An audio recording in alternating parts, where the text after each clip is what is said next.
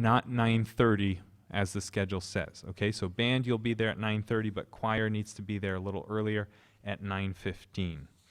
Also today, choir leaders, you'll meet in the church for your class. Okay? Mr. Nenick has an announcement that he'd like to share with you. And so, Mr. Nenick, come on up. Quick announcement, which could be fairly significant concerning work. We have an opportunity for Maplewood to participate in a program through Southern University, which is called the ASSIST program. We're looking for up to 8 students, which could be anybody, no matter what your job is now, and your job would be to go into the community, and we would pair you with some senior citizens, and your job would be to go and spend time with them.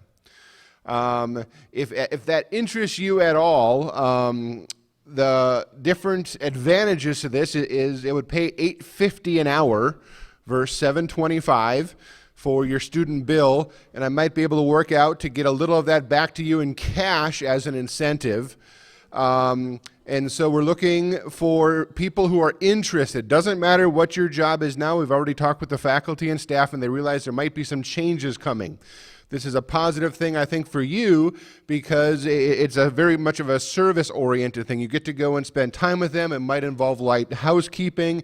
It might involve playing games, just getting to know them and befriending them and helping to make their life more of a positive thing.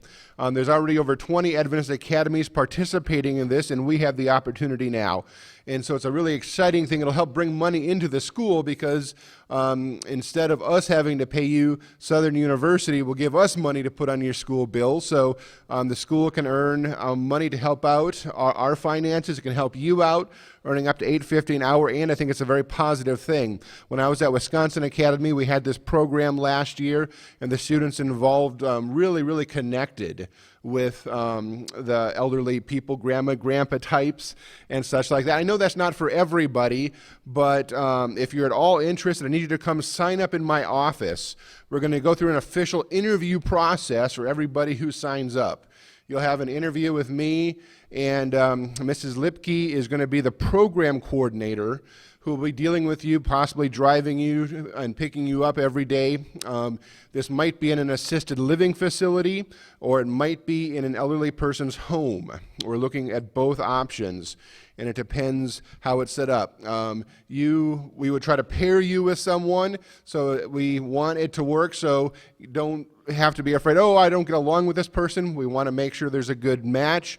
You might have one person that you spend 15 hours with a week, or you might have 3 people that you spend 5 hours with a week. So really exciting opportunity. I know some of you probably will thrive on this, and it doesn't matter what your current job is. You feel free to sign up for an interview if you're interested and go through that process. There was 2 or 3 hands. I can answer a couple quick questions if there still are. Nick, did you have a question? Oliver, did you have a question? Justina?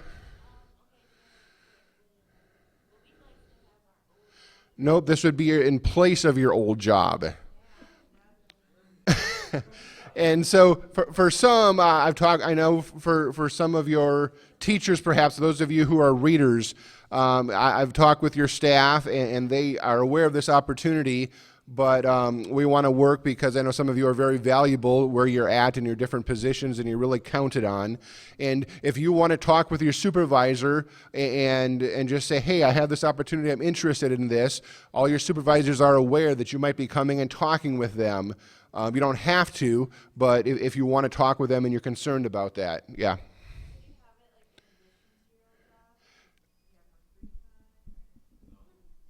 This is going to be full 15 hours a week, so this is a full student job as far as we know right now.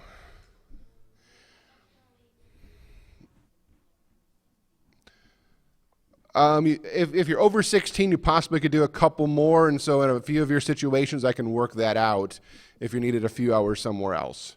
But got a lot going on this morning, so I'm going to stop it right there. Please sign up in my office if you're interested. We're looking at probably officially starting right after October home lead, so it gives us a couple weeks here to work out the details and select those who will be involved. But thank you. Thank you, Mr. Nenick. All right, this morning we have some very special guest speakers. As you know, and as I mentioned, it's our alumni weekend this week, and one of our speakers is a graduate of Maplewood Academy. And our speakers this morning are Dick and Brenda Dirksen, and they are from Maranatha Volunteers International. And at Maranatha, Dick is the assistant, just a second. Dick is the assistant to the president and host of their television show, and Brenda coordinates the medical clinic work for Maranatha.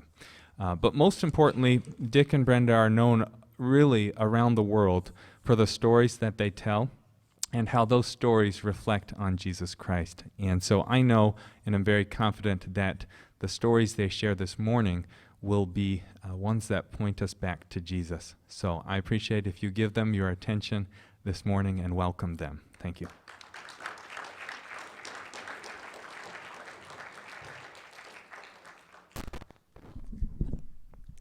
Good morning, and I want to say something before we get into our stories we want to share with you. First of all, it's wonderful to be here.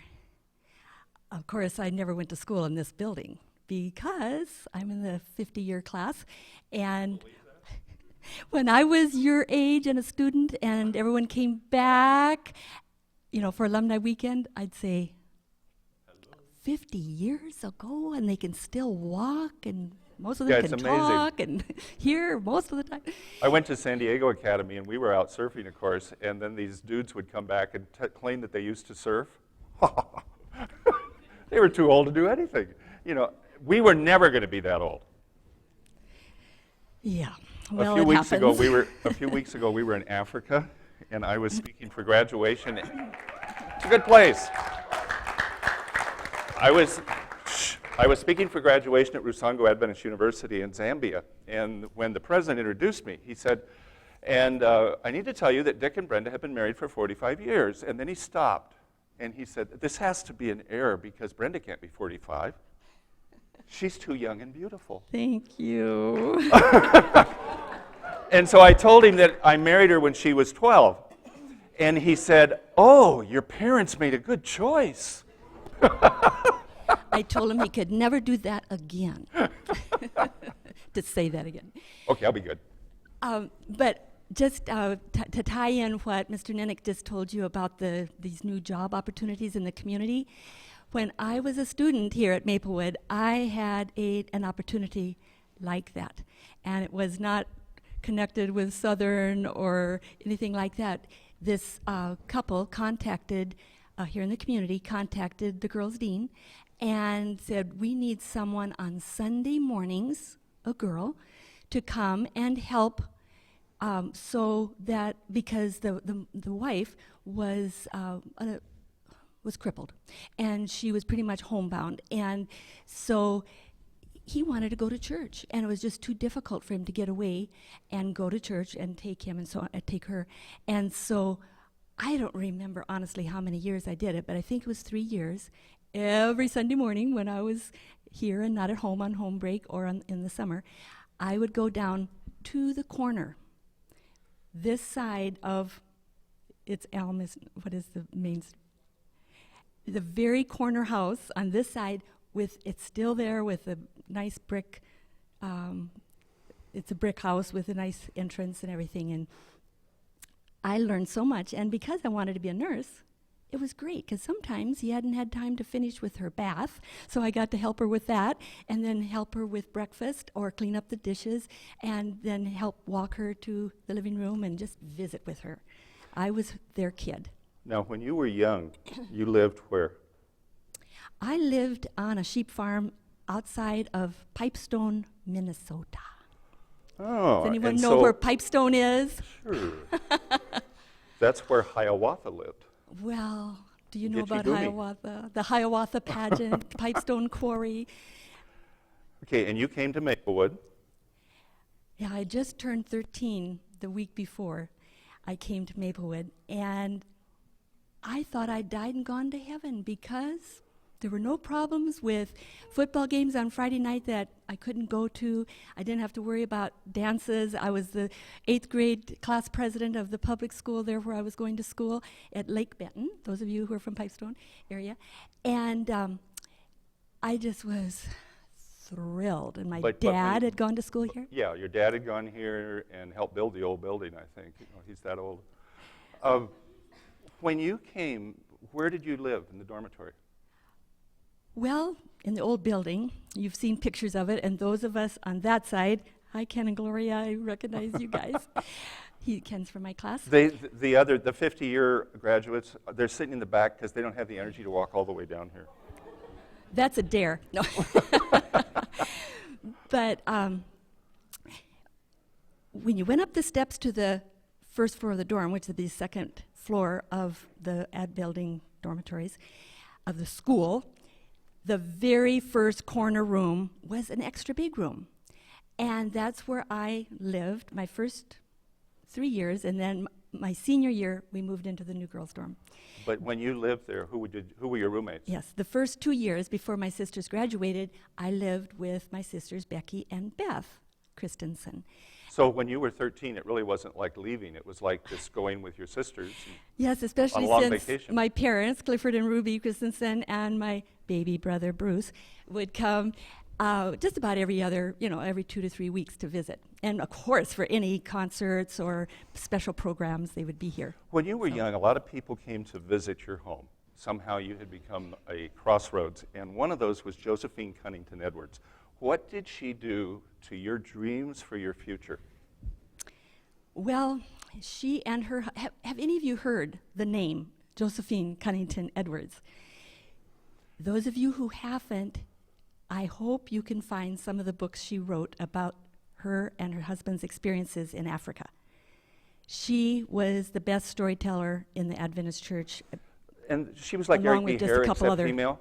And if you go look up Alice Princess and read the book Alice Princess, it's in the library, and it's a really quick read, but it's the story of a wonderful princess who joined their family at Malamulo Adventist Hospital in Malawi. Which started as a leper hospital. Okay, when she and her husband first started out after college, their first church district was Pipestone, and the district there that my family and church were privileged to be a part of. And so when they went off to Africa and they would come back on furlough, they would come to our house on our farm. And I remember just as a little kid sitting at her feet, just drinking in the stories. So she was a fabulous storyteller. Unfortunately, she's passed away. But forevermore, and I had an aunt, a cousin of my dad's, who had gone to Africa as a missionary nurse also. She had gone to Africa. So my dream, from as long as I can remember, was to be a missionary nurse. Hopefully to Africa or India, or both. And guess what? I've been a missionary nurse in the United States of America. Until 8 years ago, we got to work with Maranatha, start working with Maranatha Volunteers International. And now I've gotten to be a missionary nurse all through South America, through Central America, in India, and many different countries in Africa. And Mexico. I won't list all the countries, So but your dream has come true. it has come true in many ways, because a short-term mission trip is better than nothing. Is in my book. I'm the happiest when I'm just sweating up a storm and helping doctors and nurses serve villagers alongside where we're doing construction, building schools and churches. We're going to try and go through as quick as we can. And I want to leave 5 minutes for just questions, anything you want to ask us about anything.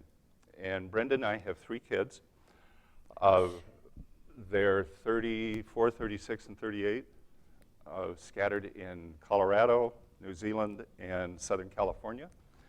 Our daughter in Southern California spent 2 years as the woman's pro mountain bike champion in the United States, and now she is the woman's pro cycling champion, road racer champion in California, Nevada, and Arizona, and was given the award as best person to ride with by all of the pro cycling in the United States and international this year. We're kind of proud of her. Because they like her, and she likes them. Now she is a high school PE teacher that a few years ago, she said, I am going to simply go full-time with cycling.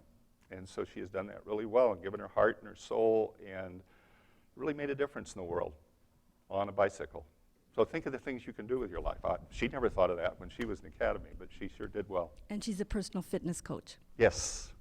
Our son, that's a different issue. He's a professional marketer, and our daughter, Julene, in New Zealand, has been teaching Bible at Longbourn Adventist College and now is the leader of a very special program for unwed mothers in the southern half of the North Island in New Zealand.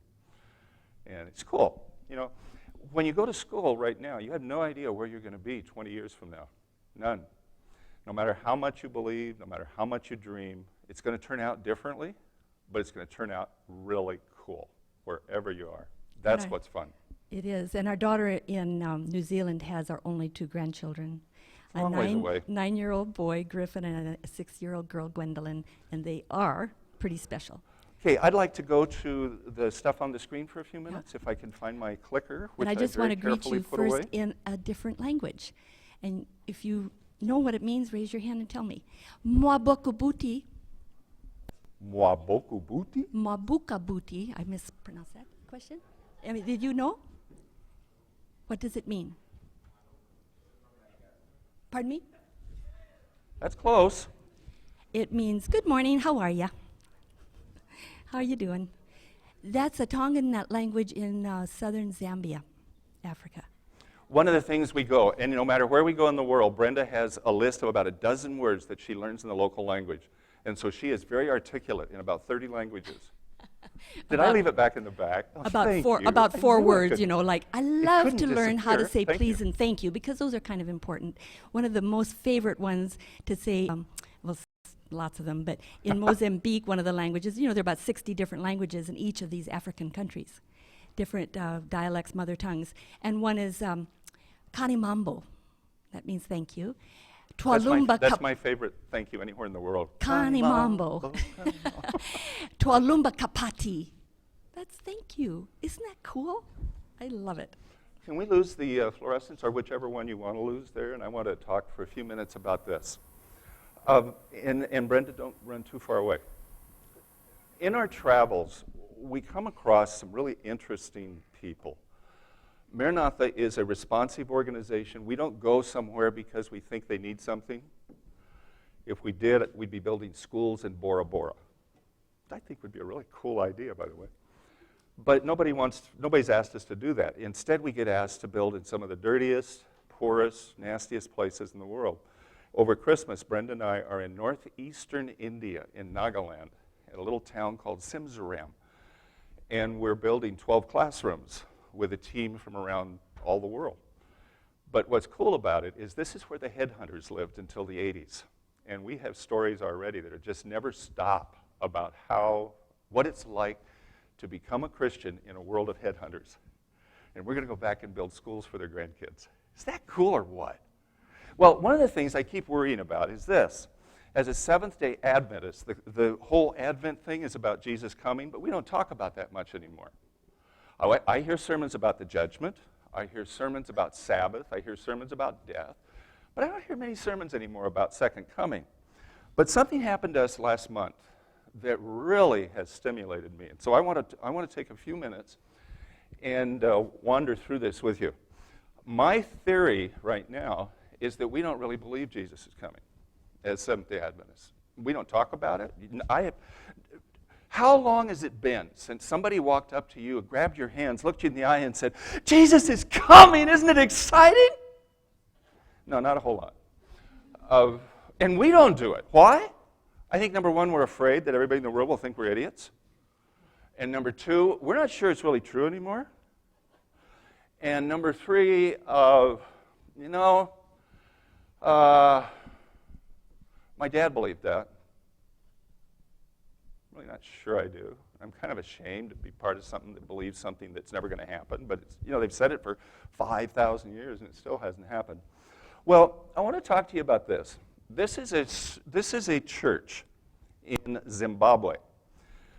And if you want to do something really fun, and I'm really serious, Google Zimbabwe, read the Wikipedia piece on Zimbabwe, and then Google Robert Mugabe, because you'll find it in the Wikipedia. He is currently the president, premier, God, Satan alive, they call him, who is in charge of Zimbabwe. He is on the list of dictators and cruel people in the world. He is listed as number 1. The dude in North Korea is number 2.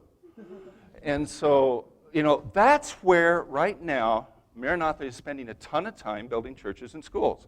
Why? Because Mugabe has said, I want my people to be educated, and churches are fine. So we are right now in a window of being able to go into Zimbabwe and build like crazy. And so we have already built 700 churches in Zimbabwe in the last year. Think about that for a minute. That's a lot. And this is what they have for churches right now. What do you think? Probably not ideal. Look at the size of the wall supports. Those are just trees. They just hawked off a piece of tree, set it up into the ground, and then they put nothing but thatch on top of it. And that's where church has been. When we drove into Ranyararo, we couldn't find the road because there isn't one. And then we saw these ladies in the bush. And so we took our four-wheel drive and bounced over. And they were there to meet us. Can I have sound, please? Hello? We welcome you. We welcome you, dear friends. We welcome you, dear friends. We welcome you. We welcome you. We welcome you. We welcome you. We welcome you, dear friends. Okay. There's 2 or 3 things I want you to notice about this. Look at the lady with the green hat. Her name's Lucy. The outfit that she is wearing is the Dorcas outfit in Zimbabwe. If you're a Seventh-day Adventist woman in Zimbabwe, chances are you are a member of the Dorcas Club. And the Dorcas people wear their uniforms all the time because they serve all the time. Why would I not wear my uniform? I'm never off duty. I mean, I ask them, why do you wear that all the time? Because I am a Dorcas lady for God. Well, what does a Dorcas lady do? When we find somebody in our community who is hungry, we make sure they have food. When we find somebody in our community who has no clothes, we make sure they have clothes. When they're sick, we make sure that they get well. It's just, that's what they do. And that's Lucy. And she is a Dorcas leader par excellence. Did you see the baby on the back over here? You girls, you need to practice that. It really works well. And it's a whole lot easier than buying something at Babies R Us. Okay, so this is what has happened in the last week. Before we got there, we sent our Zimbabwe church building crew ahead, and they put up the steel, which comes from Dodge Center, Minnesota in this case. And so the steel you see for the roof, the pillars, and then what we do is we go in as Maranatha, we dig the holes, we put everything in, we put concrete as necessary. If they have contracted with us for concrete floor, we put that in. Other than that, we just put steel up. Then the locals, see what the locals have done there already? They put the walls, the floor, the windows, the platform, the doors, whatever else they want in the church. In this case, before the church was built, the local people, there are 37 Adventists in this church, is that right? And the 37 Adventists in a community of 220-something, they put together this little brick kiln, and they fired their own bricks. They made their own bricks out of the mud that's right there. They have fired the bricks, and now they are using those bricks to build. And they're making them double-walled, so there's 2 layers of bricks all the way through. They put rebar in and everything else to make this as perfect as possible. Now, the interesting thing is, there were more than 40 people working on the church when we arrived. And I said, now, wait a minute. You got 37 members in the church. There's more than, and they just looked at me and said, well, everybody in the village has come. The Adventist church is where things are happening. It was true. There were more than 200 people who were there that day. And this is what they were doing, is putting up the walls of their church. This is how you get water at Ranyararo. This is today. This is not 1,000 years ago. This is not 50 years ago when Brenda was here and Josephine Cunnington Edwards was telling stories. They did it exactly this way, except they had wooden carts instead of metal ones. This is what they do. And they had wooden barrels instead of Tupperware barrels. You go 2 miles, you jump out, and you put pails of water into the blue barrel, and then you come back, and that's your water. Or, if you decide you want really pure water, what you do is you send your wife. Now, this is not 1942. This is 2014, 3 weeks ago. Okay? And these are the women of the community. We needed water to make the meal for 200 and some people who were there for the meal that day, because this was big stuff. Now, every one of those little buckets, where did they buy them? Home Depot, right? No, what are the buckets? You can just look through there and you can see what some of them come from, the different kinds that are there. Every one of those has 5 gallons of water in it. Now, I want you guys to do this on a Saturday night as a game. Just get get a plastic bucket at one of your Home Depot goodies or a paint bucket, fill it with 5 gallons of water, that's 41 pounds, and make the women walk across campus with it without spilling anything. The guys can't do it. They never even try. The guys are all incompetent. They can't do this at all. But look, most of the women never touch it. They touched it right here because they had looked up and seen me, and all of a sudden they're saying, "Oh, is my dress right?" And so they put a hand up. Other than that, they're not touching it. In fact, one day when we were doing video of a group of women carrying water, they started dancing, and they're doing this full dance, and nobody's touching the water. There are not a lot of American women I know who are capable of doing that or experience that, but that's the only way you get water. In this town, it takes an hour to get 5 gallons of water. And you've got to send your wife over there to get it. This is the kitchen. Wow. Wood stove, and the wood is simply sticks. I offered a woman in Mozambique one time, one of our ladies was helping feed the volunteers. And she was using 3 sticks of wood, three rocks, set a kettle on it, 3 sticks of wood in, and she would just push them in. And I said, "Look, we'll get you a kerosene stove, and you can use that." And she said, "Why would I want that? I wouldn't have any idea how to make sure that it was the right temperature. If this is, all I have to do is push the wood in or pull it out a little bit. It's perfect all the time. I don't want your kerosene." That's what they're doing, is wood stoves. Real wood stove. And look at all the Dorcas ladies. Wouldn't you love to live in a town where that many people cared about you? Think about that.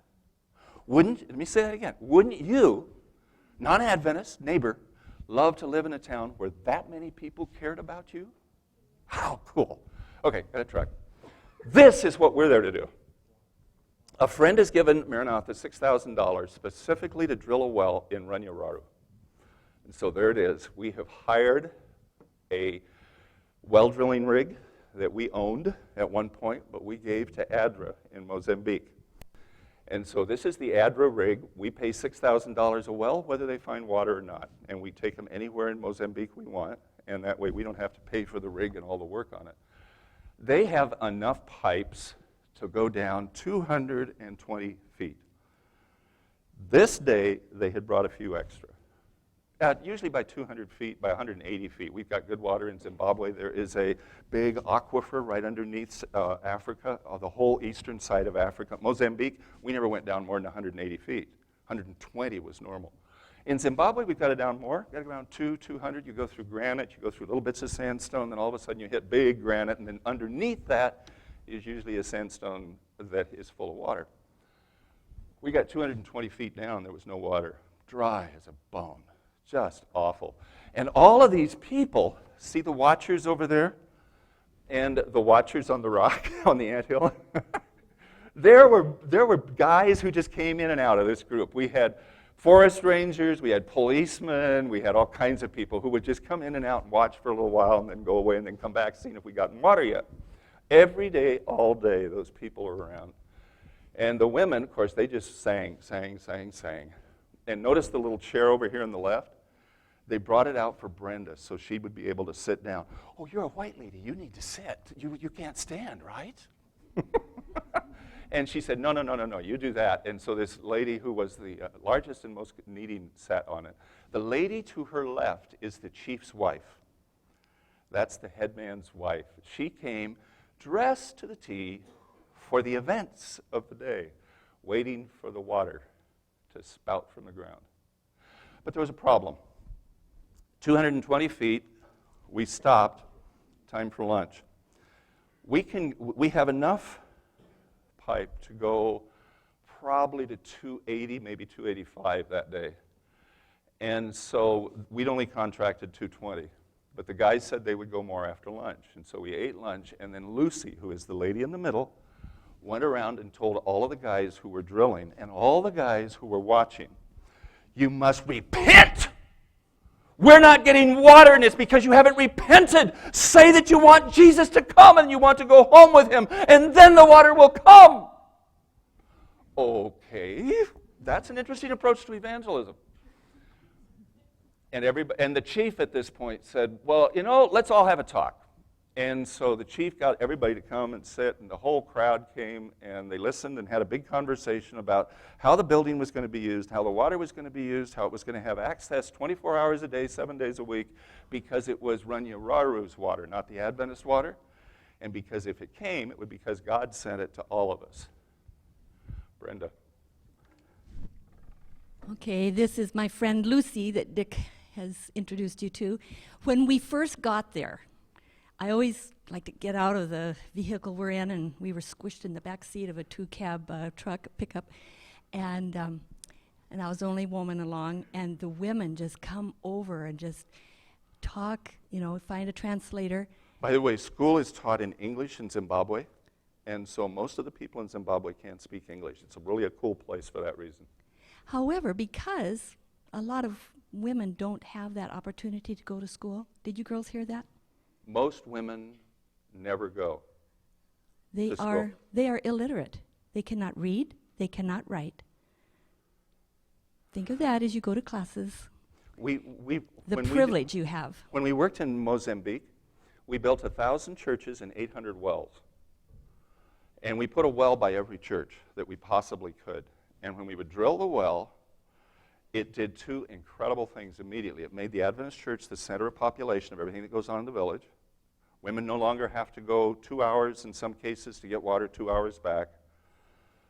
The women have free time. What do you do with free time? Well, we had literacy classes in the new church buildings, which are the community centers, really, of those villages. And I asked the chief, so what's going to happen now that your wife can read and write? And I have this wonderful picture of his wife, his youngest wife, who is in the Adventist church, facing the blackboard, breastfeeding one of their kids, and she is writing her name for the first time in her life. She is just glowing. She's so excited. And so I went outside and talked to her husband, the chief, and I said, so what's this going to do to your community? And he said, I've checked. He said it's going to do three things. First of all, when the women read and write, the children are healthier. And I said, why? He said, because they know what to do. They read they read what's on the medicine. They read what's on the magazine. They read what's on the box. They've never been able to do that before, so they make wise choices about health and food. Second thing is we have less children. I said, why? Because they can read and write? You have less kids? And he said, yeah, because we don't need as many.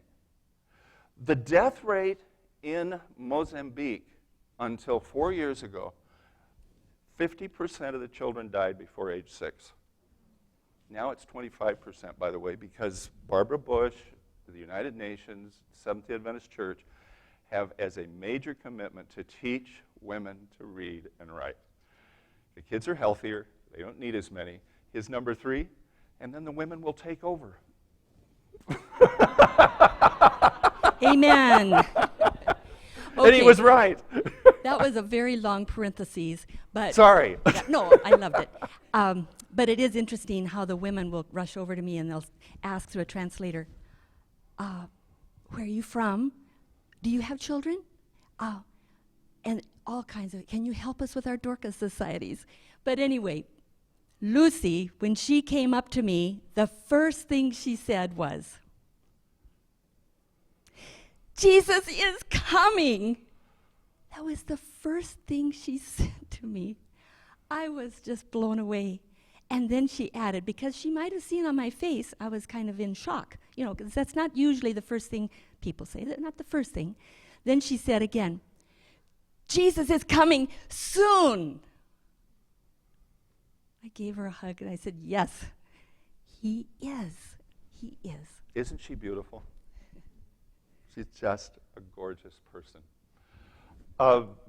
We kept drilling at 282 feet. We didn't hit a gusher, but we hit really soggy sandstone. It'll be fine. They'll have more than enough water for the community. And they were a happy crowd. Especially since it was their dry season, when it rains. And the women were still singing. Dancing around, singing, enjoying, happy. While the guys try and keep the block straight.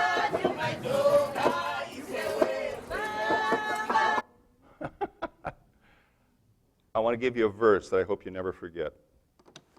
I've heard a lot of Seventh-day Adventist pastors recently talk about the terror of the judgment, how the world is falling apart, what we're seeing is Armageddon right around the corner, trying to terrify everybody. I want to say there's nothing to be afraid of. Jesus is coming soon. And it's the neatest thing I know I could tell you. And here's why. Daniel 12, verse 1. At that time shall Michael, who's Michael? Jesus, that's right. At that time shall Michael stand up, the great prince which standeth for the children of thy people. And there shall be a time of trouble such as never was, since there was a nation, even to that same time. And at that time thy people shall be, what's the word? Judgment is not about penalizing you. It's not about looking for anything you might have done wrong. It's not God doing his best to keep you out. Judgment is about God doing his best to get you in. It's about deliverance. At that time, thy people shall be delivered. Anyone whose name is written in the book. How do you get your name in the book? Put it in the book, Lord. Please, I want to be with you. That's all it takes. In Christmas time, last year, Brenda and I had a really fun experience. We were at Middle East Adventist University in Beirut, Lebanon. And I was doing a week of prayer, and at the end of the week, during the week of prayer, I was hounding my friend Naji the whole time, who is the president of ADRA in the Middle East. And I said, I want to go to Baalbek. And he says, people can't go to Baalbek right now. It's closed. There are no Americans over there. They don't let any Americans in anymore because that's the Bekaa Valley. If you look at Lebanon, you go over to that side, that's where the rockets go into Israel. It's not a safe place. Hezbollah lives here. And I said, I want to go. And finally, he agreed to take me Thursday morning. And I said, I want Thursday because according to my iPhone, it's going to snow on Wednesday. While we were there, this huge snowstorm came through that actually put snow on the mount in Jerusalem, put snow on the pyramids in Egypt. And it put snow at Baalbek. Baalbek, Google it, would you? Take that word, see it, B-A-A-L-B-E-K, Lebanon. If you Google it, you will discover that this is the oldest temple city in the world. You can go all the way to the Minoan civilization, which many people say is Atlantis, but you go clear as far back as you can, and you find a temple to Baal on this land. Every culture, all the way through, Babylonian, Assyrian, Grecian, Roman, even Crusader, built temples to Baal right here. It's one of the wickedest spots on earth. I wanted to be there because it's an archaeological wonderland. And in snow, that's the temple to Bacchus, wine, women, and song. When Mark Antony lost Cleopatra, when Cleopatra died, Mark Antony from Rome came up here. He tore the soffit off this entire temple. The soffit is the piece, the flat piece between the pillars and the building. He tore all that off and he had it replaced with hand-carved limestone figures of Cleopatra all around on the soffit of this temple. It's one of the most absolutely amazing, crazy places I've ever been. This is part of the temple of Jupiter in the snow.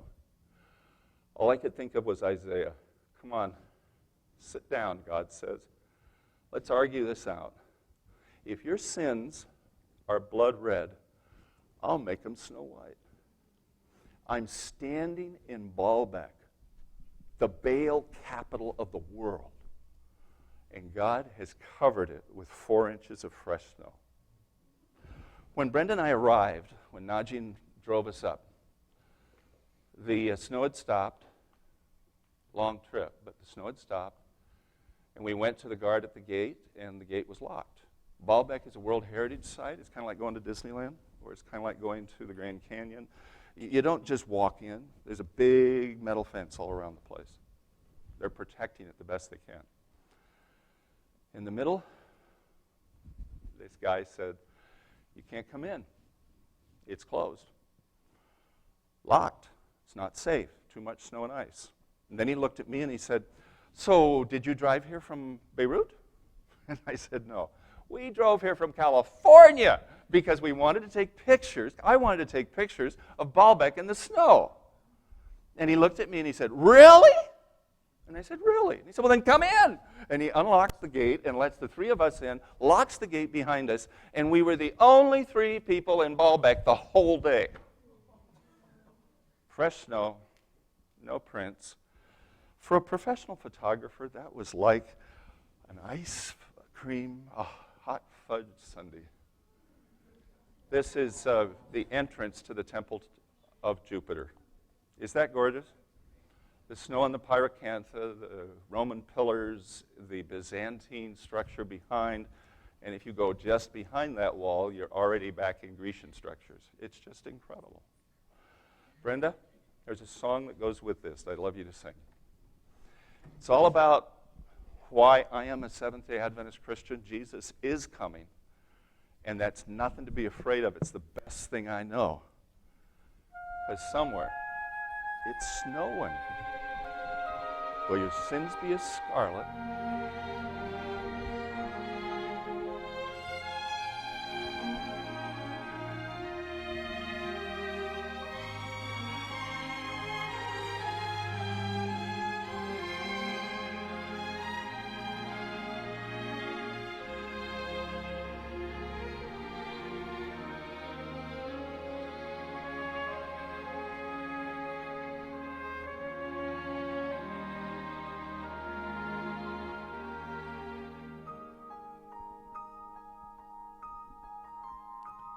I once read in a poem,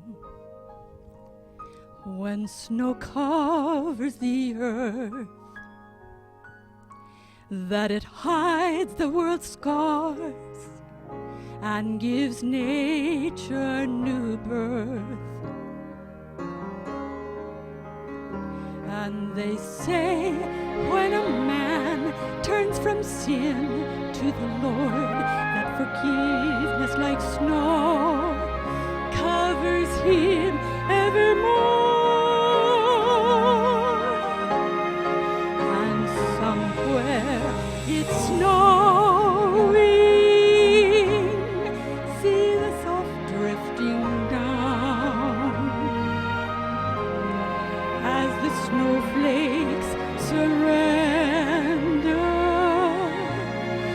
to the hardening ground, like the good grace of Jesus that now covers our sin. In the kingdom of heaven, it's snowing again.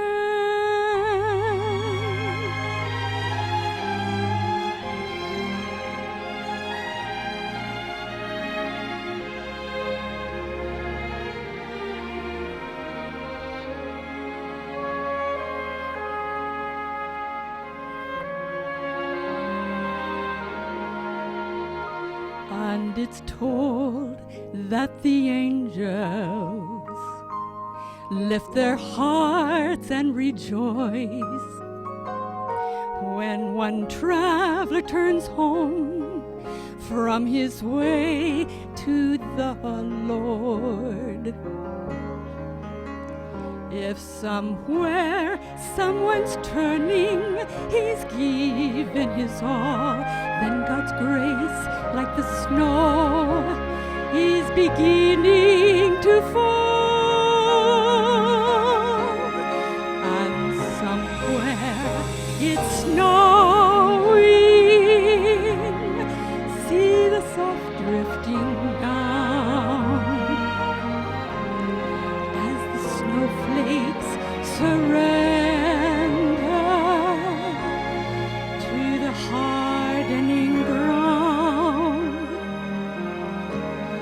like the good grace of Jesus that now covers our sea.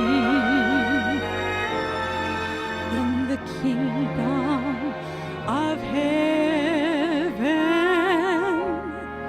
it's snowing again.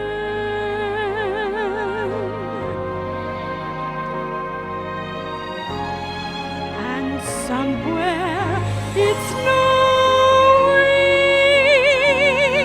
See the soft drifting down as the snowflakes surrender to the hardening ground, like the good grace of Jesus that now covers our sin. In the kingdom of heaven,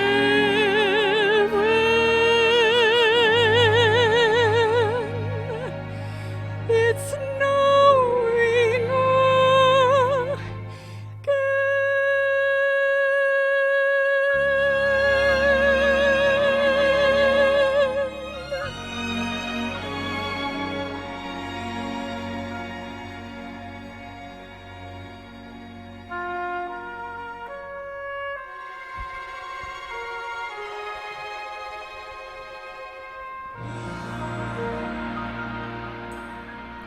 Thank you, Jesus.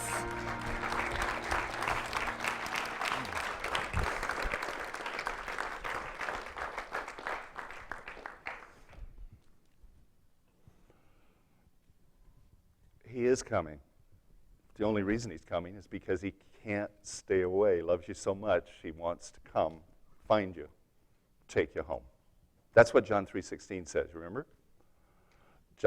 Jesus looked at Nicodemus and he said, Nick, there's something you need to know. My dad sent me down here to find you so that instead of dying down here, I could take you home where you can live with us forever. That's why I'm here. That's why I'm here. Lord, come quickly. Take us home. And in the meantime, cover us with snow all the way you can. Just may your grace overwhelm us. And take us home soon. Amen. Any questions from me or Brenda? We got a couple minutes. The alarm didn't go off. Yay! It's not an alarm, honey. It's It's a bell? school bell. I'm sorry. I remember Academy so well. I went to a day school down in San Diego. And believe it or not, yes, we did graduate in 1964. Brenda from here and me from San Diego Academy. Long time ago. But you graduated, what were you, 12? No, you came here when you were 13. A long time. Questions for us about anything? Come on. Yes? John Freeman, who started Maranatha, called me one day and asked me to help him with a project because I was doing something as youth director in the North Pacific Union. And so we got involved. Pathfinder Camporee at Camp Hale, Colorado in 1985 was where I first really was doing Maranatha projects. And then 8 years ago, we were working in Florida Hospital in Orlando. I was one of the administrators, and Maranatha said, would you like to quit doing administration and just come host a television show, travel with your wife, Brenda, where she can do clinics and you can do stories? And God is good. But Dick, it's a bummer of a job, you know. Our seats are the shape of airline seats. We travel about 160,000 miles a year in airplanes. That's a lot. So Dick had already been doing some of the hosting for Maranatha when we lived in Florida. Yeah, I've been doing it. So- But they just started a little TV show that we were doing on VHS. He would go up to Washington, D.C. to the General Conference where they have a studio and just pre-record like for 3 months, just bits and Yeah. pieces for the program. But the Now program we has have done changed a lot. 200 half-hour TV shows In the last, in the last 8 years, which is kind of cool. Question? Yes?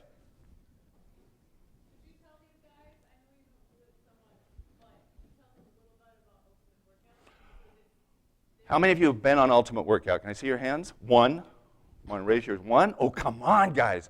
Go to our website, maranatha.org, and look at Ultimate Workout. That's our program for kids. This year, we're not last year it was in Dominican Republic. This year, we're not positive yet. It's going to be someplace much more exotic. We know that already. We're hoping we can pull Cuba. We're not sure that that's feasible. We take 100 to 200 teenagers, and we build buildings over a 2-week time, and it's only kids. Now, we have a few adults to lead different parts of the program and coordinate the medical and all that, but it's the neatest thing that can possibly happen. And if you don't know where you're going to get the funding, tell your grandparents you want to go on Ultimate Workout. They will fund it. Anything, get them out of the house. actually, this last July there were over 300. Yeah, well, we're not going to do that again. That was hard. That was So it'd be big. 200 max. But the whole group, it's for ages 14 to 18. And then after you graduate from Ultimate Workout, then it's collegiate from ages 19 to 24. Then there's young adult program. That's if you still haven't found a spouse. There was another question over here. Yes. Yes, ma'am.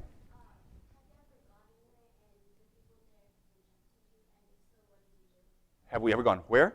Anywhere. And we were rejected. Oh, we're rejected? No. And it's because we don't go anywhere unless the church has asked us to come. And so when we get there, the church says, the church members just, we're in their homes and they're thrilled because we're giving them a school or we're giving them a church and they're thrilled that we're there. Now, we have been one place, Rampidal, Ecuador, which is 4 hours by canoe up a river on the border of Ecuador and Colombia, way back in nowhere land. I mean, this is as primitive as I've been.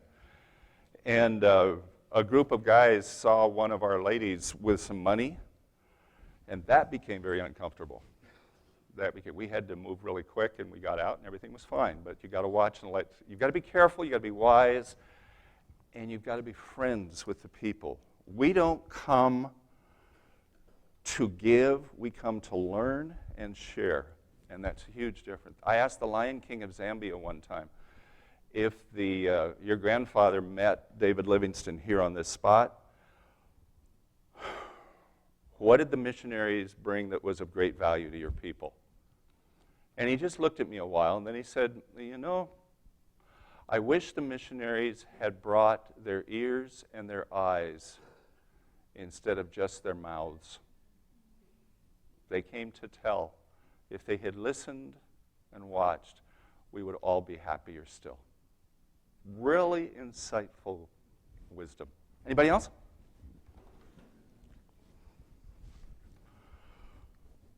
Okay, how do I make a bell ring? Well, we'll be around this whole weekend. Yeah. So if you have any questions, ask Brenda. ask Dick. And if it's about medical, ask me, or dental. And the girl who asked about Ultimate Workout is a graduate from here, an alumnus now. And we were with you in Ecuador, we right? met her there. That's cool. You were one of the staff, yeah. Thank you. Because that's a Go to great class. opportunity for learning. See you again. Leadership. Sorry, should have asked more questions.